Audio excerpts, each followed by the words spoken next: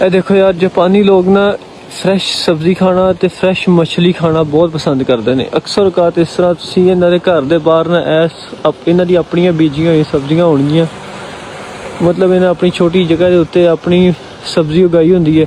ਇਹ ਲਸਣ ਵਗੈਰਾ ਨੂੰ ਬਹੁਤ ਸ਼ੌਕ ਨਾਲ ਖਾਂਦੇ ਨੇ, ਲਸਣ ਜ਼ਿਆਦਾਤਰ ਉਗਾਇਆ ਹੋਇਆ।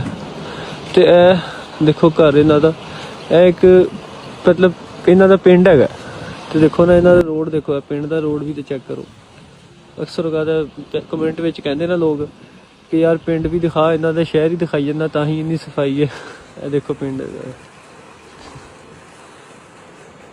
ਦੇਖੋ ਨਾ ਸੁਬਹ ਸੁਬਹ ਉੱਠ ਕੇ ਜਾਪਾਨੀ ਆਪਣੀ ਫਸਲ ਦੇ ਵਿੱਚ ਜ਼ਰਾ ਮਿਹਨਤ ਕਰ ਰਿਹਾ, ਸਫਾਈ ਸੁਥਰਾਈ ਕਰ ਰਿਹਾ। ਕੋਈ ਅਗਰ ਚੀਜ਼ ਇਹਨੇ ਇੱਥੋਂ ਮਤਲਬ ਕੋਈ ਸਬਜ਼ੀ ਵਗੈਰਾ ਪੁੱਟਣੀ ਹੈ ਤੇ ਉਹ ਪੁੱਟ ਰਿਹਾ। ਇਸ ਤਰ੍ਹਾਂ ਦੀ ਘਰ ਤੁਹਾਨੂੰ ਦੇਖਣ ਨੂੰ ਮਿਲਣਗੇ ਜਾਪਾਨ ਦੇ ਵਿੱਚ। ਟ੍ਰੈਡੀਸ਼ਨਲ ਹਾਊਸ ਹੈਗੇ ਨੇ ਅੱਜ ਕੱਲ੍ਹ। ਤੇ ਹੁਣ ਜ਼ਰਾ ਨਵੇਂ ਡਿਜ਼ਾਈਨ ਦੇ ਵੀ ਘਰ ਬਣਨਾ ਸ਼ੁਰੂ ਹੋ ਗਏ ਨੇ। ਆ ਪੁਰਾਣੇ ਡਿਜ਼ਾਈਨ ਦੇ ਘਰ ਹੈਗੇ ਆ। ਦੇਖੋ ਇਹਨਾਂ ਦੀ ਸਿਹਤ ਦਾ ਰਾਜ਼ ਇਹੀ ਹੈ ਯਾਰ, ਫਰੈਸ਼ ਚੀਜ਼ ਖਾਣਾ ਪਸੰਦ ਕਰਦੇ ਨੇ।